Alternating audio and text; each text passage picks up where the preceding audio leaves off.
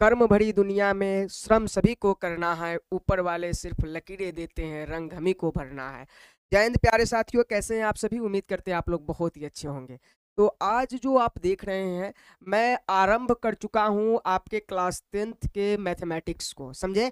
तो आप सभी जो भी जितने भी बच्चे हैं जो बहुत अच्छा से मैथमेटिक्स को पढ़ना चाहते हैं, क्लास 10th की अच्छी तैयारी करना चाहते हैं 2026 के लिए, 27 के लिए, उन बच्चों से मेरा आग्रह है, रिक्वेस्ट है, और आप जो वीडियो देख रहे हैं उन लोगों से भी मेरा अनुरोध है कि आप बच्चों के पास वीडियोस को शेयर कर दीजिए कि वो भी बहुत अच्छे से इनकी तैयारी कर ले। मैं आपको बता दूं कि आज की क्लासेज में वास्तविक संख्या जो है, रियल नंबर, जो पहला चैप्टर है एनसीईआरटी बुक का क्लास 10th के लिए, मैं उन्हीं के बारे में वो जानकारी देने वाला हूं जिनके आधार पर क्लास 10th के मैथमेटिक्स का चैप्टर 1 आधारित है। तो चलिए हम अभी उन्हीं के बारे में चर्चा करेंगे कि हमें आखिर क्या क्या पढ़ना है क्लास 10th के मैथमेटिक्स शुरू करने के लिए। देखिए साथियों, अगर मैं चाहूं तो आपको डायरेक्ट एक्सरसाइज और चैप्टर में पढ़ा दूं, लेकिन मैं नहीं चाहता कि जो आपको यूट्यूब की इतनी बड़ी सागर में आपको जो मिल रहा है उसी की तरह का ज्ञान मैं भी दूं। मैं ज्ञान तो वही दूंगा, सभी टीचर वही देते हैं, लेकिन मैं चाहता हूं कि थोड़ी गहराई से मैं आपको पढ़ा कर ले आऊं कि अगर मान लीजिए कि आपने कुछ नहीं पढ़ा है या उतनी अच्छी तैयारी आपकी पहले से नहीं हुई है और क्लास 10th में आप प्रवेश कर चुके हैं, तो ये आरंभ जो आपके लिए किया जा रहा है क्लास 10th के मैथमेटिक्स का, वो आप ही लोगों के लिए है। वहां से शुरुआत करेंगे जिस सतह के नीचे कोई सतह नहीं है, क्लास 10th के मैथमेटिक्स के लिए, समझे? मतलब कि हम उन कहानी को शुरू कर रहे हैं जिन कहानी पे ये क्लास 10th के मैथमेटिक्स आधारित है। चलिए मैं थोड़ी बहुत चर्चा करता हूं कि हमारे चैप्टर का नाम है वास्तविक संख्या। सबसे पहले तो हम चैप्टर के बारे में ही चर्चा करेंगे कि हमारे चैप्टर का नाम क्या है, वास्तविक संख्या। अगर इसे हम इंग्लिश में बात करें तो रियल नंबर्स, इसको हम कह सकते हैं वास्तविक संख्या, समझे? ये जो चैप्टर का नाम है, इसमें होता क्या है ना कि अगर मान लीजिए कि हमने कह दिया कि वास्तविक संख्या किसे कहते हैं, या आपने कहीं देख लिया कि वास्तविक संख्या किसे कहते हैं, तो आप क्या पाएंगे? आप पाएंगे कि परिमेय संख्या, आप कहीं भी पाएंगे परिमेय संख्या और अपरिमेय संख्या, और क्या? अपरिमेय संख्या, अपरिमेय संख्या, परिमेय संख्या और अपरिमेय संख्या के समुच्चय को हम क्या कहते हैं? वास्तविक संख्या कहते हैं। तो ये सही है, लेकिन क्या आप जानते हैं कि परिमेय संख्या किसको कहते हैं? क्या आप जानते हैं? अगर मैंने कहा कि परिमेय और अपरिमेय संख्या जितनी है वो सभी को मिला दिया जाए तो वास्तविक संख्या बन जाता है। तो ये तो सही है, आपने पढ़ भी लिया, आपने याद भी कर लिया, आप इसके निचोड़ को भी समझ लिए, कुछ एग्जाम्पल भी समझ लिए। क्या आप किसी दूसरे को समझा पाएंगे? बात यहाँ है, क्या मैं अभी आपको पढ़ा रहा हूं, अगर इसी तरह से मैंने कहीं पे पढ़ लिया होता, कहीं बुकों में भी समझ लिया होता और आपको समझा पाता? आंसर है नहीं। तो सबसे पहले ये काम करना है कि टीचर आपको अपना स्वयं बनना है, समझे? मतलब कि इस तरह की पढ़ाई करनी है ना कि अगर आप किसी को चाहें तो उसे पढ़ा दे और उसे इस बात का भी आभास न हो कि शायद आपके नॉलेज में कहीं कमी है, समझे? और इसके लिए क्या करना होगा? गहराई में जाना होगा। कोई भी चीज की जहां से शुरुआत होती है ना, वहीं से मैं शुरू करना ही पसंद करता हूं, और उम्मीद है कि मेरे जितने भी साथी हैं वो सब भी यही चाहते होंगे कि आपको वो चीजें मिले जो शायद पूरे यूट्यूब पे नहीं मिलता। चलिए अब बातें कम कुछ काम हो जाए। यहां हमने कहा कि परिमेय संख्या और अपरिमेय संख्या जो होंगे उसी को समुच्चय को हम क्या कहेंगे? वास्तविक संख्या कहेंगे। लेकिन क्या हम परिमेय और अपरिमेय संख्याओं को जानते हैं? तो आप कहेंगे हाँ सर, परिमेय संख्या भी हम जानते हैं, परिमेय संख्या भी जानते हैं, परिमेय संख्या और अपरिमेय संख्या ये भी तो हम जानते हैं, तो इसके समुच्चय को वास्तविक संख्या कहते हैं। तो मैं आपसे पूछता हूं कि क्या आप बताइए, पूर्ण संख्या वास्तविक संख्या है कि नहीं है? क्या ये जानते हैं आप? बहुत सारी डाउट है। क्या प्राकृत संख्या वास्तविक संख्या है? क्या धनात्मक पूर्णांक ऋणात्मक पूर्णांक के बारे में आप चर्चा करते हैं, जानते हैं? क्या शून्य पूर्णांक को भी आप जानते हैं? अच्छा ये छोड़िए, क्या सह अभाज्य संख्या जानते हैं, जो क्लास 10th के नीड है, आवश्यकता है क्लास 10th के? बहुत सारे प्रश्न जो ऑब्जेक्टिव जो इस साल तैयारी कर रहे हैं, जिनको पता है, पहले चैप्टर के बारे में पढ़ चुके हैं थोड़ा बहुत, तो उन्हें कुछ इस तरह की संख्या दे दी जाती है जैसे 20 और 15। क्या ये आप बताइए कि क्या यह सहअभाज्य पूर्णांक है? समझे? तो इन सभी चीजों पे ही आधारित यह चैप्टर है। मैं ये कहना चाहता हूं कि जितने चीजों पे आधारित यह चैप्टर है पहले उन्हें पढ़ लेते हैं, फिर एक्सरसाइज को शुरू करेंगे जहां आपको सभी चीजें आती होंगी और आप गर्दा उड़ा के क्वेश्चन को बना पाएंगे। मतलब कि आपको अपने आप में एहसास होगा कि नहीं मैं भी तो मैथमेटिक्स जानता हूं, समझे? तो वही मैं चाहता हूं और वही मैं आपको पढ़ाऊंगा। अगर आपको अच्छा लगता है, बहुत ही अच्छा लगता है, तो वीडियो शेयर कीजिएगा बच्चों के साथ, अपने साथियों के साथ। अन्यथा दुनिया बहुत बड़ी है, आप घूम सकते हैं पूरे यूट्यूब की दुनिया में। चलिए मैं अब शुरू करता हूं। सबसे पहला मेरा जो चैप्टर है वास्तविक संख्या, उसे रियल नंबर कहते हैं। ये भी आप नोट डाउन करेंगे अपने कॉपी पे, ठीक है? नोटबुक आज से शुरू कर दीजिए। उसके बाद ये संख्या रेखा मैंने क्या लिखा, देखिए पूरी की पूरी वास्तविक संख्या मैं संख्या रेखा पे दिखा दूंगा आपको। पूरी की पूरी वास्तविक संख्या मैं संख्या रेखा पे ही दिखा दूंगा। कुछ बचेंगे फिर उसे हम भी यहां पे लेकर आएंगे। सबसे पहले जो ये संख्या रेखा है, नंबर लाइंस जो है, ये क्या है समझते हैं। संख्या रेखा नंबर लाइन क्या है समझिए थोड़ा सा। हमने एक लाइन ड्रॉ किया, ये व्हाइट रंग का जो लाइन है, ये देखिए, ये व्हाइट कलर का, मतलब कि जो ये व्हाइट वाले लाइन है, मैं इन्हीं के बारे में चर्चा करूंगा। श्वेत लाइन, उसे मैंने यहाँ पे एक नंबर लाइन बनाया है, संख्या रेखा। इस पे बहुत सारी संख्याएं आरोपित किया है मैंने, रखा है। जैसे आपने देखिए तो यहाँ 0 रखे हैं हम, 1 2 3 4 5। अच्छा, ये डॉट डॉट का मतलब समझते हैं ना, कि ये और भी बहुत सारी संख्याएं जाएंगी। और ये तीर का निशान देने का ये अर्थ हुआ कि अभी ये रुकने वाली संख्याएं नहीं है, ये इनफाइनाइट है, अनंत है, समझे? जिसका कोई अंत ही नहीं है, ये जाता ही जाएगा, चाहे वो जहां भी चले जाएं। और उसी तरह से ये माइनस में आने की बात जो संख्याएं हैं, यहां भी तीर का निशान यही इंडिकेट करता है, यही बताता है कि ये बहुत दूर तक जाने वाले, समझे? तो इस चीज को आप समझ गए। अब इस तीर के निशान पे जो नंबर लाइन हमने बनाया है, उस पे आपको दर्शाया हुआ दिख रहा होगा कि शून्य भी है। क्या है? शून्य भी है, 1 2 3 4। इसी तरह से यहाँ -1 -2 -3 -4 -5, इस तरह की बहुत सारी संख्याएं आरोपित है, रखे हुए हैं। तो थोड़ा सा हम यहाँ पे चर्चा करेंगे कि ये जो संख्याएं है क्या, आखिर इसको हम क्यों आपको समझा रहे हैं। सबसे पहली बात हम यहाँ पढ़ेंगे, देखिए ये थोड़ा सा लैपटॉप का दिक्कत है, इधर उधर हो गया है, यहाँ समझिए। यहाँ 1 से इसको लेते हैं ना, और इसको हम कहाँ से, 0 से लेंगे। चलिए अब यहाँ पे आप समझने की कोशिश कीजिए। ये जो हमने 1 से संख्याओं को इंडिकेट किया है, 1 से ये तीर का निशान जो मैंने इस तरफ बनाया है, ये दिखा रहा है कि इसे हम प्राकृत संख्या कहते हैं। कौन सी संख्या कहते हैं? प्राकृत संख्या।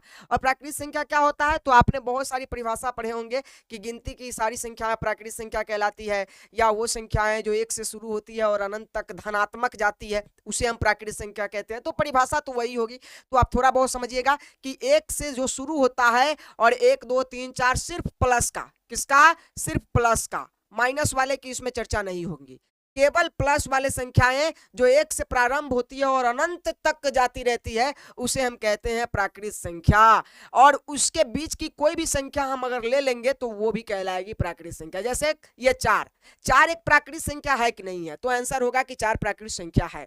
कारण क्या है? क्योंकि ये 1 से प्रारंभ होकर अनंत तक जाने वाली प्लस की संख्याओं में से एक संख्या है, इसीलिए यह भी क्या है? प्राकृत संख्या है। उसी तरह से ये 2 जो है प्राकृत संख्या है कि नहीं है? यहां हम प्लस का 100 कर दे 100, ये भी एक प्राकृत संख्या है कि नहीं है? तो ये सारी संख्याएं प्राकृत संख्या है। थोड़ा आपको याद रखने हैं कि 1 से प्रारंभ होकर अनंत तक जाने वाली प्लस वाली संख्याएं क्या कहलाएंगी? प्राकृत संख्या कहलाएंगी। अच्छा, इस सबका परिभाषा भी लिखा हुआ है, अगले स्लाइड में समझाते हैं। पहले इस संख्या रेखा को पूर्ण कर ले हम लोग, उसके बाद आगे बढ़ेंगे तो फिर आपको क्या मिलेगा? तो आप कहेंगे कि सर ये 0 से क्यों यहां दिखाए हुए हैं? तो याद रखिएगा, ये 0 से जा रही संख्याएं हैं, ये 0 से जाने वाली संख्याएं वो कहलाती है पूर्ण संख्या। कि प्राकृत संख्या और पूर्ण संख्या में बस थोड़ा सा अंतर है। प्राकृत संख्या 1 से स्टार्ट होती है और पूर्ण संख्या 0 से। प्राकृत संख्या किससे? 1 से, और पूर्ण संख्या किससे? 0 से स्टार्ट होता है। बस इसीलिए एक परिभाषा बन जाता है कि पूर्ण संख्या किसे कहते हैं? तो हम कहते हैं कि प्राकृत संख्या जो भी है, प्राकृत संख्या क्या है? 1 है, 2 है, 3 है, 4 है, 5 है, ऐसे ही जा रहा है, 1 2 3 4 5। और इसी के समूह में अगर मैं 0 को ऐड कर दूं, इसको ऐड कर दूं 0 को, तो यह संख्याएं क्या बन जाती है? पूर्ण संख्या बन जाती है। क्या बन जाती है? पूर्ण संख्या। ये कौन सी संख्या बन गई? पूर्ण संख्या। प्राकृत संख्या के समूह में अगर मैं जीरो ऐड कर देता हूं तो क्या बन जाता है? पूर्ण संख्या। या आप कह सकते हैं कि वह संख्या है जो जीरो से स्टार्ट होती है शुरू होकर और धनात्मक की तरफ अनंत तक जाती है, उसे हम क्या कहते हैं? पूर्ण संख्या कहते हैं। उम्मीद करते हैं कि यह दोनों संख्याओं को आपने समझ लिया होगा। फिर इस दोनों में थोड़ा सा अंतर भी समझ लेते हैं कि क्या क्वेश्चन बनता है आपके एग्जाम में कि क्या सभी प्राकृत संख्या पूर्ण संख्या है? सभी प्राकृत संख्या पूर्ण संख्या है। अच्छा, प्राकृत संख्या शुरू कहां से हुआ? 1 2 3 4 5 ऐसे ही जा रहा है। पूर्ण संख्या कहां से शुरू हुआ? 0 1 2 3 4 ऐसे ही जा रहा है। आप देखिए थोड़ा, क्या जितने प्राकृत संख्या है वो सभी के सभी पूर्ण संख्या में मिले हैं? तो हाँ, मिले हैं। यहां तक कि एक पूर्ण संख्या जो है एक्स्ट्रा ही रह गया। अच्छा, इधर जो भी जा रहे हैं दोनों प्लस की तरफ ही जा रहे हैं, तो जितने मिलेंगे सब मिलते जाएंगे। जैसे 1 मिला, 2 मिला, 3 मिला, 4 मिला, सब मिलते जा रहे हैं, लेकिन जीरो नहीं मिला। तो जीरो नहीं मिला तो हम छोड़ देते हैं भाई, जीरो हमारा एक है। पूरे प्राकृत पूर्ण संख्या में एक जीरो ऐसी संख्या है जो प्राकृत संख्या में नहीं है। तो मैं कह सकता हूं कि सभी प्राकृत संख्या पूर्ण संख्या है। सभी प्राकृत संख्या क्या है? पूर्ण संख्या है, क्योंकि जितने प्राकृत संख्या है वो सभी पूर्ण संख्या की श्रेणी में लाइन में हैं। लेकिन उल्टा प्रश्न बनता है कि क्या सभी पूर्ण संख्या प्राकृत संख्या है? तो आंसर होगा नहीं है। सभी पूर्ण संख्या प्राकृत, सभी की बात आ रही है, तो सभी पूर्ण संख्या प्राकृत संख्या इसीलिए नहीं कहलाएगा क्योंकि पूर्ण संख्या के स्टार्ट जो होने की क्रम है वो जीरो से है, और जीरो एक ऐसा संख्या है जो प्राकृत संख्या में नहीं है। तो मैं कह सकता हूं कि बाकी सब तो है, बाकी सब है, लेकिन यह जीरो जो है पूर्ण संख्या है जो प्राकृत संख्या में नहीं है। तो इसलिए मैं ये कह सकता हूं कि सभी पूर्ण संख्या, ये भी तो पूर्ण संख्या लेकिन प्राकृत संख्या में नहीं है, इसलिए सभी पूर्ण संख्या प्राकृत संख्या नहीं होते। सभी प्राकृत संख्या पूर्ण संख्या होते हैं, परंतु सभी पूर्ण संख्या प्राकृत संख्या नहीं होते। ये कंप्लीट कर लीजिए। चलिए, अब यहां से दो क्वेश्चन आपके कंप्लीट हो गए। अब आपसे पूछेगा कि बताइए जनाब, ये 4 जो है पूर्ण संख्या है या प्राकृत संख्या है? आप कहेंगे दोनों है, ये पूर्ण संख्या भी है, ये पूर्ण संख्या भी है और प्राकृत संख्या भी है कि नहीं है? तो है, ये प्राकृत संख्या भी है। क्यों? क्योंकि यह दोनों समूह में आता है। लेकिन जीरो से पूछ दिया जाए जीरो क्या है, तो आप कहेंगे कि यह पूर्ण संख्या है। प्राकृत संख्या है तो प्राकृत संख्या नहीं है। सही है ना? तो चलिए, अब उम्मीद करते हैं कि पूर्ण संख्या और प्राकृत संख्या की कहानी को आपने अच्छी तरह से पढ़ लिया। अब मैं आता हूं कि ये पूरी की पूरी जो संख्या लाइन है, इसमें 3 तरह के नंबर हैं। कितने तरह के नंबर है? बड़ा मजा आने वाला है, समझिएगा। 3 तरह के नंबर आपको इसमें दिख रहे हैं। पहला नंबर दिख रहा है कि ये यहां देखिए, जीरो जो है, जीरो से इधर की जो संख्याएं हैं उसे आप थोड़ा गौर से देखिए, तो इसके पास अगर कुछ नहीं है तो प्लस होंगी कि नहीं होंगी? तो एक संख्याएं ऐसी है जो प्लस में है और एक संख्याएं ऐसी है जो माइनस में जा रही है। लेकिन एक संख्या ऐसा भी है जिसके पास न प्लस है और न माइनस है। तो 3 तरह की संख्याएं आपको मिल गई, एक पॉजिटिव, एक निगेटिव और एक ऐसा जिसके पास न पॉजिटिव का चिन्ह है और न निगेटिव का है। तो ये चीजों को मैंने पहले फाइनल किया कि यह तीनों मिलकर कुछ कहलाता है क्या? तो हाँ, यहां समझिएगा, यह प्लस वाले, कौन वाले? ये प्लस वाले, और यह माइनस वाले और साथ में जीरो। सुन लीजिए, यह प्लस वाले, यह माइनस वाले और साथ में जीरो, तीनों मिल जाए तो वो कहलाएगा पूर्णांक। क्या कहलाएगा? पूर्णांक। अब पूर्णांक मतलब पूर्ण अंक। पूर्णांक मतलब पूर्ण। देखिए, सबका परिभाषा लिखा हुआ है, परिभाषा हम आपको बाद में समझाते हैं, पहले अपनी कहानी।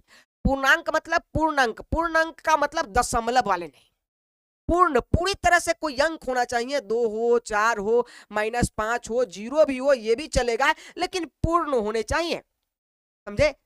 ना दशमलव में होने चाहिए, ना बट्टा में होना चाहिए। समझ रहे ना? जैसे इसको काटेंगे दशमलव में ही तो आना है। तो दशमलव वाली संख्याएं पूर्णांक नहीं है। समझे?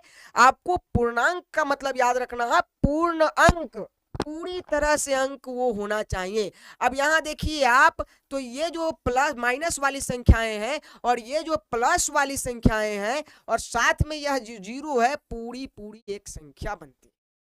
समझे? तो मैं कह सकता हूं कि धनात्मक, ऋणात्मक और जीरो, धनात्मक संख्याएं, ऋणात्मक संख्याएं और जो शून्य है, यह तीनों मिल जाए तो एक चीज का निर्माण करता है जिसको हम कहते हैं पूर्णांक। क्या कहते हैं? पूर्णांक। तो आपको याद रहेगा कि पूर्णांक किसे कहते हैं। यहाँ देखिए, पूर्णांक मैंने रेड लाइन से यहाँ इंडिकेट किया है कि यहां से लेकर और ये पूरी की पूरी संख्या लाइन, पूरी की पूरी संख्या लाइन ही क्या है? पूर्णांक है। और यह पूर्णांक 3 भागों में बटा हुआ है। या पूर्णांक के कितने पुत्र आपको दिखने को मिलेंगे? तो 3। कौन कौन है सर? पहला पूर्णांक का जो भाग है उसे हम कहेंगे धनात्मक पूर्णांक। कौन सा पूर्णांक? धनात्मक। इसी पूर्णांक का दूसरा भाग जो है वो कहलाएगा ऋणात्मक पूर्णांक। और इसी पूर्णांक का तीसरा भाग है जिसको हम कहेंगे शून्य पूर्णांक। कभी कभी आप देखेंगे कि पूर्णांक दो तरह के हैं, धनात्मक पूर्णांक और ऋणात्मक पूर्णांक। तो भाई शून्य भी तो है, उसका भी एक नाम दे दीजिए, शून्य पूर्णांक रहने दीजिए, अच्छा लगेगा। तो ये पूर्णांक को मैंने 3 जगहों में बांटा, धनात्मक पूर्णांक, ऋणात्मक पूर्णांक, शून्य पूर्णांक। अब धनात्मक पूर्णांक किसे कहेंगे आप बताइए? तो धनात्मक पूर्णांक उस पूर्णांक को कहेंगे जिसके साथ प्लस की चिन्ह लगी हुई हो, सही है ना। और ऋणात्मक पूर्णांक उस पूर्णांक को कहेंगे, उस अंक को कहेंगे जिसके साथ निगेटिव माइनस वाली चिन्ह लगी हो और जिसके पास न धन है न ऋण है, मतलब कि वो कोई संख्या तो है पर वो क्या है? शून्य है। इसके पास न धनात्मक है न ऋणात्मक है, तो इसे हम कहेंगे शून्य पूर्णांक। ठीक है, तो पूर्णांक 3 तरह के हो गए। अब यहाँ एक चीज समझिए, मजा आएगा आपको। क्या सर, क्या मजा आने वाला है? देख लीजिए। मजा ये आएगा कि जो मैंने धनात्मक पूर्णांक कहा वो शुरू कहां से हो रहा है? जो प्लस वाली धनात्मक पूर्णांक है वो कहां से शुरू हो रहा है? तो आप कहेंगे कि वो सर शुरू हो रहा है 1 से। कहां से? 1 से शुरू हो रहा है। धनात्मक पूर्णांक याद रखना है, जिसके पास प्लस हो। तो प्लस किसके पास है? 0 से ज्यादा वाले में। तो 0 से ज्यादा कौन है? 1 2 3 4 5। तो ये जो चीजें हैं वो 1 से धनात्मक पूर्णांक के स्टार्ट हो जाती है। तो मैं कह सकता हूं कि 1 2 3 4 5 ये जो धनात्मक पूर्णांक है वो 1 से स्टार्ट होती है। और कोई 1 से स्टार्ट होने वाला संख्या बताइए। तो आप कहेंगे हाँ सर, अभी आप बताए थे 1 से और चीज स्टार्ट होता है जिसको हम कहते हैं प्राकृत संख्या। कौन सी संख्या? प्राकृत संख्या। तो मैं ये आपको दिखा दूं कि जो प्राकृत संख्या, समझिएगा गौर से, जो प्राकृत संख्या है और जो धनात्मक पूर्णांक है एक ही तो है। प्राकृत संख्या और धनात्मक पूर्णांक एक ही तो है। प्राकृत संख्या भी 1 से, धनात्मक पूर्णांक भी 1 से, दोनों प्लस का ही, दोनों अनंत तक ही जा रहा है। तो एक प्रश्न बनता है कि क्या सभी पूर्णांक प्राकृत संख्या है? सभी पूर्णांक प्राकृत संख्या है। और पूर्णांक 3 तरह के, शून्य पूर्णांक, धनात्मक पूर्णांक, ऋणात्मक पूर्णांक। तो जो पूर्ण संख्या था वो सिर्फ तो धनात्मक पूर्णांक का दोस्त है। सिर्फ धनात्मक पूर्णांक जहां से स्टार्ट होता है वहीं से प्राकृत संख्या स्टार्ट हो रही है।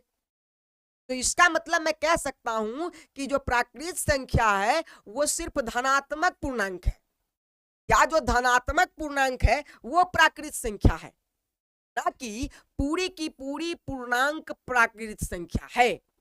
पूरी की पूरी पूर्णांक प्राकृत संख्या नहीं होगी। जैसे ये ऋणात्मक पूर्णांक है, ये जो संख्याएं हैं वो ऋणात्मक पूर्णांक तो है, पूर्णांक तो है, लेकिन क्या ये पूर्णांक के साथ प्राकृत संख्या है? तो आंसर होगा प्राकृत नहीं है। प्राकृत संख्या नहीं है। क्यों नहीं है? क्योंकि ऋणात्मक संख्याएं प्राकृत संख्या नहीं कहलाती, प्राकृत संख्या नहीं है। लेकिन पूर्णांक तो है, पूर्णांक तो है। इसी तरह से मैं बात करूं तो क्या शून्य पूर्णांक, जो शून्य पूर्णांक है वो प्राकृत संख्या है? तो आंसर है शून्य पूर्णांक भी प्राकृत संख्या नहीं है। शून्य पूर्णांक भी प्राकृत संख्या नहीं है क्योंकि प्राकृत संख्या में 0 नहीं आता। तो ये भी कंप्लीट हुआ कि ऋणात्मक और शून्य पूर्णांक प्राकृत संख्या नहीं है।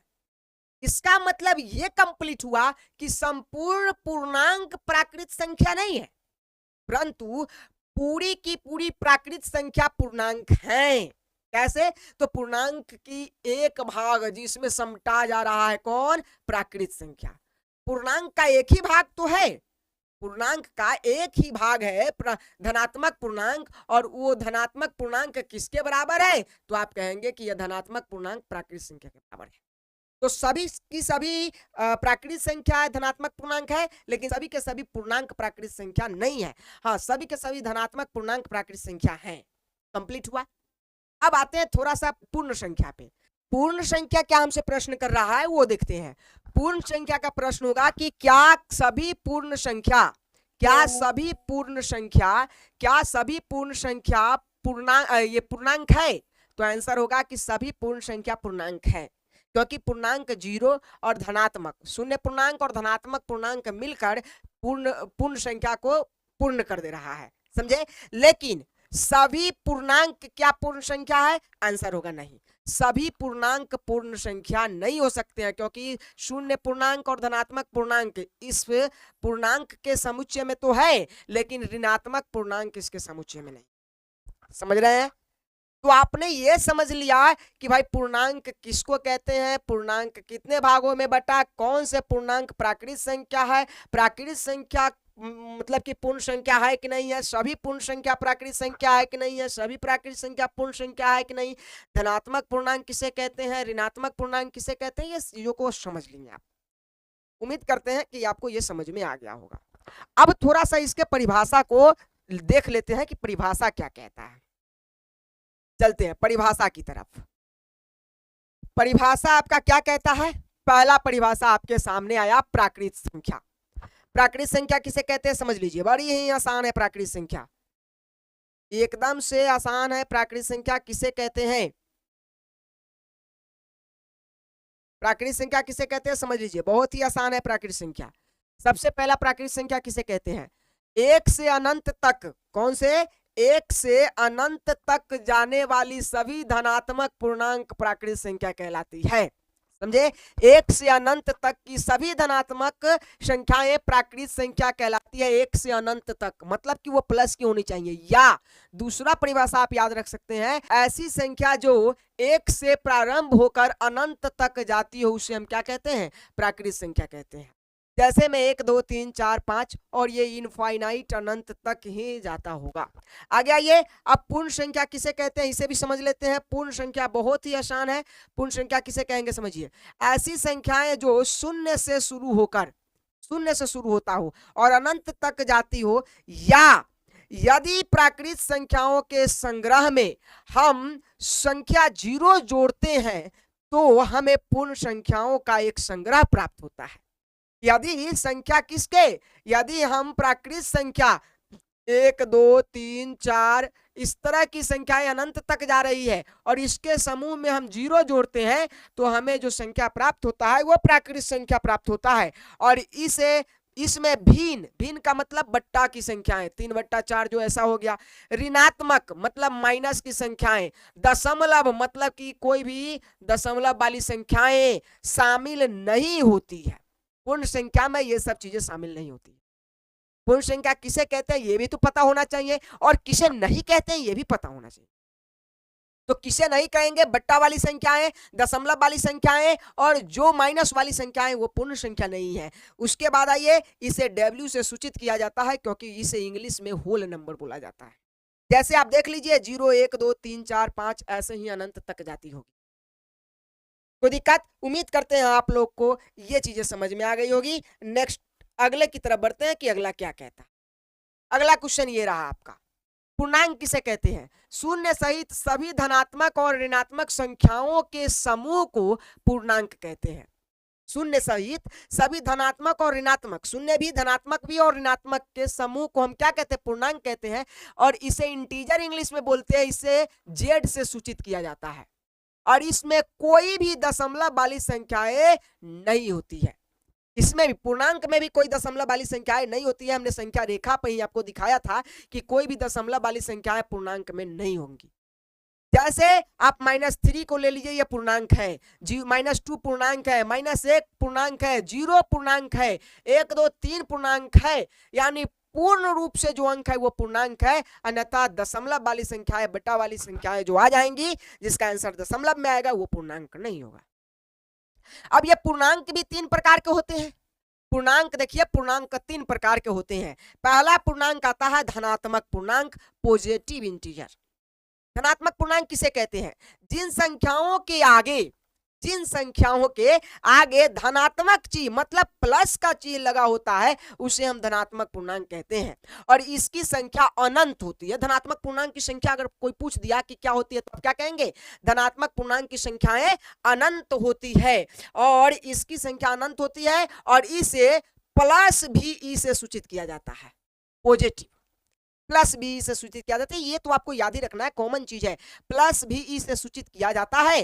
जैसे में आप देख लीजिए +1 +28 मतलब कि ये सभी जितने प्लस वाली संख्याएं हैं 40 78 85 900 या आप 1 28 जितने भी देख लीजिए आप प्लस वाली संख्याएं हैं वो सारी की सारी संख्याएं क्या कहलाती है? पूर्णांक कहलाती है।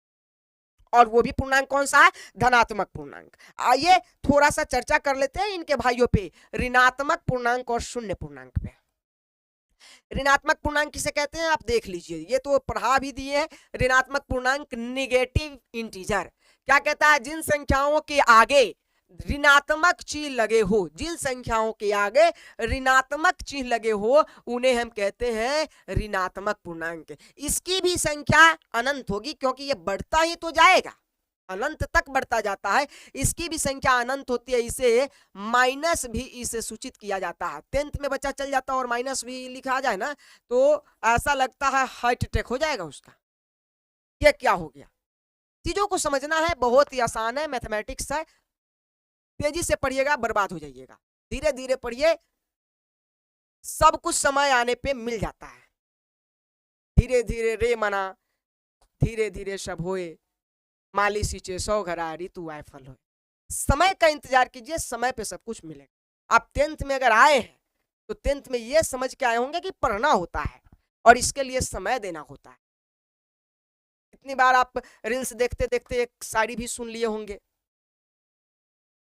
किस्मत उस पर फिदा हो जाती है जो मेहनत करने के लिए अपने आप को समर्पित करता है, समय देता है। आगे देखिए, शून्य पूर्णांक किसको कहते हैं? इसको जीरो इंटीजर कहते हैं।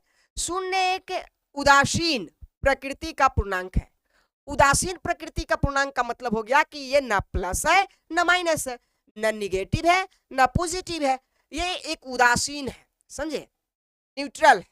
शून्य एक उदासीन प्रकृति का पूर्णांक है। यह ना तो ऋणात्मक प्रकृति का होता है और ना ही धनात्मक। इसकी संख्या केवल और केवल एक होती है। इसकी संख्या केवल और केवल एक होती है। जैसे आप देख लीजिए शून्य केवल एक है, तो ये पूर्णांकों में भी एक बहुत बड़ा छल है कि धनात्मक पूर्णांक अनंत है, ऋणात्मक पूर्णांक भी अनंत है, लेकिन शून्य एक ऐसा पूर्णांक है जिसकी संख्या केवल एक है। ठीक है, आगे बढ़ते हैं हम लोग। आगे आइए, अब आपको यहां पढ़ना है परिमेय संख्या। देखिए हमारा चैप्टर है वास्तविक संख्या। हमारे चैप्टर का नाम क्या है? वास्तविक संख्या। लेकिन अभी तक हमने वास्तविक संख्या को नहीं पढ़ा। अभी तक हमने वास्तविक संख्या को नहीं पढ़ा। हमने पढ़ा क्या? हमने पढ़ा प्राकृत संख्या किसे कहते हैं, हमने पढ़ा पूर्ण संख्या किसे कहते हैं, हमने पढ़ा पूर्णांक किसे कहते हैं, हमने पढ़ा धनात्मक पूर्णांक किसे कहते हैं, ऋणात्मक पूर्णांक किसे कहते हैं, शून्य पूर्णांक किसे कहते हैं, लेकिन ना पढ़ा वास्तविक संख्या। और तब मैं कहता हूं कि चैप्टर ही आपका कौन है? वास्तविक संख्या है। और वास्तविक संख्या में ये सारे चीज है। तो आखिर क्या वास्तविक संख्या कोई रहस्य लिए पड़ा है? वास्तविक संख्या के अंदर कोई रहस्य छुपा है जिसके कारण इतना सारी संख्याएं उनके अंदर काम कर रही है? चलिए अभी हम समझाते हैं क्यों। देखो, जब कोई मालिक बनता है ना, जब कोई मालिक बनता है और मालिक के अंदर जितने काम करने वाले व्यक्ति बनते हैं, तो जब कोई व्यक्ति मिलने आता है ना, मालिक के पास डायरेक्ट नहीं चला जाता। उसके पास जाने के लिए ना बहुत चीजों का सामना करना पड़ता है, बहुत सारे लोगों से मिलना पड़ता है, तब आप जाकर किसी मालिक के पास पहुंचते। तो वही चीजें हैं, हमें मालिक के पास पहुंचना है, इसके पास वास्तविक संख्या के पास। और ये सब उनके हो सकते हैं साथी हो सकता है उनके अंदर काम करने वाले हो। चलिए अभी देखते हैं क्या वास्तविक संख्या कुछ ऐसा ही रहस्य लिए बैठा है। कहाँ गया हो रहा है? हाँ आइए, क्या पढ़ेंगे? हमें पढ़ना है परिमेय संख्या किसे कहते हैं। मोस्ट इंपोर्टेंट, मतलब कि समझिए कि हर मालिक का एक दायां और बायां हाथ होता है ना, कंधा। मतलब कि एक ऐसा व्यक्ति होता है जो कहता है कि नहीं, ये मेरा दायां हाथ है, राइट हैंड है, लेफ्ट हैंड है, इसके बिना मेरा काम ही नहीं चलेगा। तो यहां पे वही राइट और लेफ्ट हैंड का काम करता है परिमेय और अपरिमेय, किसके? वास्तविक संख्या के। किसके? वास्तविक। वास्तविक संख्या के राइट और लेफ्ट हैंड है ये दोनों, परिमेय और अपरिमेय। तो चलिए देखते हैं कि कैसे ये दोनों राइट और लेफ्ट हैंड है। चलिए यहां देखिए, परिमेय संख्या किसे कहते हैं, समझते हैं। परिमेय संख्या किसे कहते हैं? वे संख्याएं जो p बाई क्यू के रूप में, p बाई क्यू यहां आप लिख लेंगे, थोड़ा सा ये मिस्टेक है, किसके रूप में? p बाई क्यू के रूप में लिखी जाती हो उसे हम क्या कहते हैं? परिमेय संख्या कहते हैं। वे संख्या जो p बाई क्यू के रूप में लिखी जाती हो उसे हम परिमेय संख्या कहते हैं। याद रहेगा, जो p बट्टा क्यू के रूप में लिखा जाए उसे हम परिमेय संख्या कहेंगे, जहां p और q क्या है? एक पूर्णांक हो। p और q पूर्णांक का, पूर्णांक को तो आप समझते हैं ना, कोई भी पूर्ण नंबर हो, वो प्लस का हो, माइनस का हो, कुछ भी हो, जीरो हो, इससे मतलब नहीं है, लेकिन वो पूर्णांक होना चाहिए। जीरो भी पूर्णांक है ना, तो p और q क्या है? पूर्णांक होना चाहिए, कोई नंबर होना चाहिए। लेकिन जो q है, देखिए यहाँ p बट्टा q में जो q है, q कभी नहीं होना चाहिए जीरो के बराबर। तो यहाँ पे आपको लिखना है कि q नहीं होगा किसके बराबर? जीरो के बराबर। यानी नीचे किसी भी बट्टे वाली संख्या के नीचे कभी जीरो नहीं होगा, क्योंकि इसके डिवाइड कभी खत्म नहीं होते। आप समझ रहे हैं? इसके बाद कभी खत्म नहीं होते। तो इसीलिए मैं कह सकता हूं कि p और q एक पूर्णांक है जो p बटा q में लिखा जाएगा, लेकिन q याद रखिए नीचे, ऊपर की बात मैं नहीं कर रहा हूं, नीचे जीरो नहीं होने चाहिए। ये गौर से आपको सुनने, नीचे जीरो नहीं होने चाहिए, तब उसे हम क्या कहेंगे? परिमेय संख्या कहेंगे। अच्छा, तब कुछ परिमेय संख्याओं का एग्जाम्पल समझते हैं कि किसे हम परिमेय संख्या कहेंगे। ये जीरो, जीरो एक परिमेय संख्या है कि नहीं है? है, क्योंकि हमने कहा कि p बटा क्यू के रूप में हमें लिखना है। अब बताइए, यह जीरो है तो हमने जीरो लिख दिया, तो ये आप कहेंगे कहां p बटा क्यू के रूप में? मैथमेटिक्स का रूल्स कहता है कि किसी भी संख्या के बटा में आप कुछ नहीं तो एक मान सकते। अब आइए, ये p बटा क्यू के रूप में आ गया कि नहीं आ गया? जहां p आपका जीरो है और q आपका एक है। मैं सर कैसा? अच्छा, एक नियम कहता था कि q बराबर नहीं होना चाहिए जीरो, तो q बराबर तो नहीं है जीरो, p बराबर जीरो है। इसका मतलब ये कंप्लीट होता है कि जीरो भी एक पूर्ण ये परिमेय संख्या है। गिनती की सारी संख्याएं परिमेय संख्या है, सारी की सारी पूर्णांक परिमेय संख्या है, ये याद रखना है। पूर्णांक धनात्मक, ऋणात्मक और शून्य सभी की सभी संख्याएं परिमेय संख्या है, ये आपको याद रखना ही होगा। मतलब कि मान लीजिए कि 0 रेकड़ी 3 है, इसके रेकड़ी 3 लगा हुआ, तो ये भी परिमेय संख्या है, क्योंकि इसका मतलब है कि ये रिपीट हो रहा है, बार बार वही संख्या है। अगर इसका ले तो 3/9 होगा, जो डिवाइड होके 1 बाई क्या हो जाएगा? 3 होगा। कैसे हो गया सर? बाद में बताएं, जब चैप्टर शुरू करेंगे, चाहे इस पे चर्चा करेंगे तब।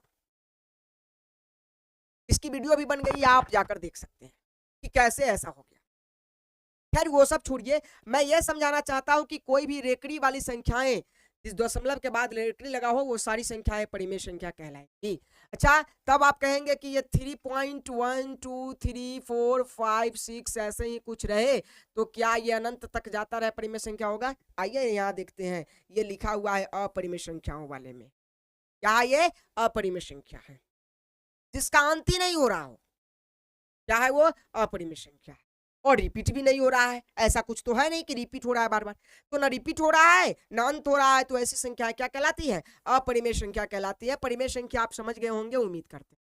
वैसी संख्या जो p बाई क्यू के फॉर्म में लिखी जा सके, वैसी संख्या जो p बाई क्यू के फॉर्म में लिखी जा सके, उसे हम परिमेय संख्या कहते हैं। परिमेय संख्या में p और q एक पूर्णांक होगा, जहां q बराबर नहीं होगा जीरो। आगे आते हैं, अपरिमेय संख्या किसे कहते हैं?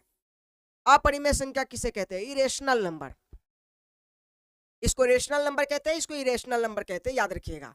वे संख्याएं जो p बाई क्यू के फॉर्म में, देखिए यहाँ ये p बाई क्यू टाइपिंग तो हुआ था, पर यहाँ पता नहीं क्या हुआ कि वो चीजें उड़ गई है। जितनी बट्टा वाली संख्याएं है ना, सब उड़ गई है। देखिए बट्टा वाली संख्या एक भी नहीं है, तो मैं लिख दे रहा हूं, आप समझ लीजिए। वैसी संख्या जो p बाई क्यू के फॉर्म में या रूप में नहीं लिखा जा सके, लिखी जा सके, उसे हम अपरिमेय जैसे आप कह सकते हैं कि नहीं लिखी जाने वाली संख्याएं रूट वाली जितनी संख्या है जिसका वर्गमूल पूरा पूरा नहीं हो, रूट वाली उतनी संख्या है जिसका वर्गमूल पूरा पूरा नहीं हो, वो सभी की सभी संख्याएं क्या कहलाती है? अपरिमेय संख्या कहलाती है। देख लीजिए आप गौर से इस चीजों को देख लीजिए। वैसी संख्याएं जो रूट में हो और उसका पूरा पूरा वर्गमूल भी नहीं हो, वो सारी की सारी संख्याएं क्या कहलाती है? अपरिमेय संख्या कहलाती है। याद रख लीजिए, रूट वाली संख्याएं अपरिमेय संख्या। पूरा पूरा जैसे रूट अंडर 16 कर दोगे तो ये अपरिमेय थोड़ी ना, ये क्या है? परिमेय है। कारण क्या है? क्योंकि 16 का वर्गमूल 4 होता है, तो ये तो निकल के 4 आ गया ना, तो इसलिए ये परिमेय हो जाएगा। लेकिन वैसी संख्या जिसका वर्गमूल ही पूरा पूरा ना हो तो उसे हम क्या कहेंगे? अपरिमेय संख्या कहेंगे। कोई दिक्कत? जैसे रूट अंडर 8, आपको अगर रूट अंडर 8 का 4 आ जाएगा, संभव ही नहीं है। रूट अंडर 8 का क्या आता है? 2 रूट अंडर 2 आता है। अब ये भी क्या है? अपरिमेय संख्या, क्योंकि रूट पूरा पूरा डिवाइड नहीं हुआ। तो वैसी संख्याएं जो रूट वाली संख्या होंगी अपरिमेय संख्या कहलाएंगी, जिसे हम p/q के रूप में नहीं लिख सकते हैं। अब आप कहेंगे कि आप बताइए हमें, रूट अंडर 3 अपरिमेय संख्या है, आप कहते हैं रूट वाली संख्या है अपरिमेय है और इसे p/q के फॉर्म में नहीं लिख सकते हैं, p/q के फॉर्म में नहीं लिख सकते हैं, तो क्यों नहीं लिख सकते? सवाल होगा ना आपका कि अगर रूट अंडर 3 अपरिमेय है और आप कह रहे हैं कि इसे p/q के रूप में नहीं लिख सकते, हम रूट अंडर 3/1 लिख सकते हैं, क्यों नहीं लिख सकते हैं? आप ऐसा कह सकते हैं और नहीं लिख सकते तो आप कारण बताइए कि 1 रूट अंडर 3 जो है अपरिमेय संख्या क्यों है? तो आइए, यही चीज तो पढ़ाने के लिए हम आपको इतनी गहराई से पढ़ा रहे हैं। आप एक्सरसाइज खोल कर देखिए 1.3 में यही क्वेश्चन है कि यही ऐसी रूट वाली संख्याएं दे दिया गया है और कहता है कि सिद्ध कीजिए कि वो अपरिमेय क्यों है। अपरिमेय है ये फाइनल बता रहा है, लेकिन क्यों है इसको सिद्ध कीजिए, तो उसे सिद्ध करेंगे हम, बड़े ही आसानी से करेंगे। फिर यहाँ बहुत लंबा हो जाएगा अगर ऐसे करने पड़ गए तो। इसलिए आपको याद रखना है अभी बस इतना कि जितनी रूट वाली संख्याएं होती है ना वो अपरिमेय संख्या। और भी कोई अपरिमेय है? पाई। ओ भाई, ये खतरनाक है जिसका नाम है पाई। क्या है? पाई। इसको आप याद रखिएगा। अगर आज आपको याद नहीं है कि इसको हम पाई कहते हैं, बड़ी अच्छा इसको बना सकते हैं, ये हुआ पाई। तो पाई को आप याद रखिएगा। पाई का मान आप पढ़े होंगे बचपन से 22/7, और चूंकि 22/7 परिमेय संख्या और ये अपरिमेय संख्या, याद रखिएगा पाई जो है अपरिमेय संख्या है और ऐसी संख्या जो दशमलव में हो और रिपीट भी ना हो रहा हो, लगातार संख्याएं जाती जा रही हो, उसे भी हम क्या कहेंगे? अपरिमेय संख्या कहेंगे। कोई दिक्कत? उम्मीद करते हैं कि ये इसमें तो दिक्कत नहीं होनी चाहिए। आगे बढ़े हम लोग। अब आपका सबसे बड़ा नीड आ गया। आप जिसके लिए लड़ रहे थे अभी तक, मर रहे थे अभी तक, कितनी कहानियों से गुजर रहे थे अभी तक, वो चीजें आ गई जिसका नाम है वास्तविक संख्या। सभी का बादशाह चैप्टर का नाम। पास में रहे, ये वास्तविक संख्या को पढ़ने के लिए ही तो आप इतने मेहनत कर रहे थे। ये वास्तविक संख्या को पढ़ने के लिए ही आप अभी तक कितना मेहनत किए हैं, सारे चीजों को पढ़े हैं। आइए अब वास्तविक संख्या को समझते हैं और इस क्लास को यहीं पे क्लोज करते हैं, क्योंकि मैंने पूरी गहराई को उठाकर आपको वास्तविक संख्या पे पहुंचा, जहां से ये चैप्टर स्टार्ट होगा। समझे? तो चलते हैं वास्तविक संख्या को समझते हैं। वास्तविक संख्या किसे कहते हैं? आइए, सबसे पहले वास्तविक संख्या हमें क्या सिखाता है थोड़ा समझ लेते हैं। वास्तविक संख्या को रियल नंबर कहते हैं। वास्तविक है, रियल है, समझ रहे हैं? इसे याद रखना है, वास्तविक संख्या मतलब रियल नंबर। वास्तविक संख्या को रियल नंबर कहते हैं। आगे पढ़िए, जिन संख्याओं का कोई भी मान होता है या मान संभव हो, या मान नहीं होगा, क्या होगा? मान होगा। इसको मैं थोड़ा ठीक कर दूं, वास्तविक संख्याएं, इसको क्रॉस मारिए, हाँ, और यहां पर क्या लिखेंगे? मान, कोई भी मान। ये याद रखिए। देखिए क्या कहता है, जिन संख्याओं का कोई भी मान संभव हो, इसका कोई भी आंसर निकल सकता हो, उन संख्याओं को ही तो वास्तविक संख्या कहते हैं। कोई भी मान, वो प्लस का, माइनस का, दशमलव का, बट्टा का, रूट का, मतलब कि जितनी भी पाई, जितनी भी संख्याएं हैं, जितनी भी संख्याएं अभी आपने पीछे पढ़ लिया, वो सभी की सभी संख्याएं वास्तविक संख्या हैं। जिसका कोई भी मान निकले। क्या कहता है बड़े ही आसान शब्दों में, जिन संख्याओं का कोई भी मान संभव हो उसे हम वास्तविक संख्या कहते हैं, या आप दूसरे परिभाषा याद रख सकते हैं, दुनिया की परिमेय संख्या और अपरिमेय संख्याओं के मिश्रण को ही वास्तविक संख्या कहा जाता है। क्या परिमेय संख्या भी होगी या अपरिमेय संख्या भी होगी। अब यहां समझते हैं, हमने आपको पूर्ण संख्या पढ़ाया था। एक चीज याद करेंगे कि हमने इतना क्यों पढ़ा वास्तविक संख्या को पढ़ने के लिए। परिभाषा तो आप देख लिए, चीजें आप देख लिए, अब उदाहरण से समझिए। उदाहरण में देखिए 1 2 3, 1 2 3 ये भी वास्तविक संख्या है। और ये आप थोड़ा पीछे चल के देखिए तो आपको पता चलेगा कि ये जो है ना, ये आपका धनात्मक पूर्णांक है। आप पढ़े हैं ना, अभी हम आपको पढ़ाए ना कि ये धनात्मक पूर्णांक है, प्लस वाली संख्या धनात्मक कहलाती है। और जो धनात्मक है वो कौन से पूर्णांक है, जो धनात्मक है वो प्राकृत संख्या है, प्राकृत संख्या। इसका मतलब हुआ कि ये चीजें जो है, ये जो 1 2 3 जो है वो धनात्मक पूर्णांक और प्राकृत संख्या दोनों है। और इसका मतलब अगर इसमें ये इसके परिमेय संख्या में वास्तविक संख्या के एग्जाम्पल में ही चीजें हैं, इसका मतलब धनात्मक सारी और प्राकृत संख्या सारी जितने भी हैं वो सभी के सभी क्या वास्तविक संख्या है। आइए जीरो पे चर्चा करते हैं। जीरो हमारा क्या था, तो जीरो शून्य पूर्णांक था, यानी शून्य पूर्णांक भी यहां आकर बैठा हुआ है, शून्य पूर्णांक भी यहां आकर बैठा हुआ है। एक कहानी आपको सुनाएंगे लास्ट में, समझिएगा। शून्य पूर्णांक भी क्या है, वास्तविक संख्या है। आइए यहां पे माइनस वाली संख्याओं को लेते हैं। माइनस वाली संख्याओं को लीजिए तो माइनस वाली जितनी संख्याएं हैं उसको हम कहते हैं ऋणात्मक पूर्णांक। क्या कहते हैं, ऋणात्मक पूर्णांक। और ऋणात्मक पूर्णांक भी वास्तविक संख्या है, यहां देख लीजिए मौजूद है। धनात्मक पूर्णांक, ऋणात्मक पूर्णांक, शून्य पूर्णांक, तीनों भाई तो यहाँ है, यानी पूर्णांक अपने पूरे पुत्र के साथ आ चुका है, किसमें, वास्तविक संख्या में। आइए अब बात करते हैं, जो p/q के रूप में लिखा जाए परिमेय संख्या, यानी p/q के रूप में 22/7 लिखा गया, 5/9 लिखा गया, -11/7 लिखा गया, और ये सब p/q के रूप में लिखा गया, यानी परिमेय संख्या। और परिमेय संख्या भी यहां मौजूद है, इसका मतलब यह हुआ कि ये परिमेय संख्या भी वास्तविक संख्या है। आइए ये 0.3 के रेकड़ी के बारे में हमने चर्चा किया था, ये भी आपका क्या है, वास्तविक संख्या है। उसके बाद आइए ये जो रूट वाली संख्या है जिसके बारे में हमने आपको समझाया था कि ये अपरिमेय होती है, वो संख्याएं भी यहां मौजूद हैं। तो इसका मतलब ये भी क्या है, वास्तविक संख्या है। मैं कह सकता हूं कि वो सारी संख्याएं जो मैथमेटिक्स में है वो सब के सब क्या है, वास्तविक संख्या है। इसीलिए वास्तविक संख्या को पढ़ने के लिए मैं आपको इतना चीज पढ़ा। अब उम्मीद करते हैं कि आपको ये समझ में आ गया होगा। एक चीज आप समझते हैं, कहानी के थ्रू मैं आपको समझाना चाहता हूं कि गांव की सभी आदमी निकल पड़े थे, गांव के सभी आदमी निकल पड़े थे, पर किसी ने नहीं बताया कि जा कहां रहा है। और जब कल सुबह हुई पता चला कि सब एक ही महल के अंदर काम कर रहे हैं। आप समझ रहे हैं ना, ये संकेत कहां है कि ये सभी निकल पड़े थे। ये तीनों चुपके से गया, ये चुपके से गया, ये चुपके से गया, सभी चुपके से गया, लेकिन सब एक ही जगह पे जा रहा था, किसी को कोई नहीं बताया। और पता चला बाद में कि सब वास्तविक संख्या के अंदर ही काम कर रहा है।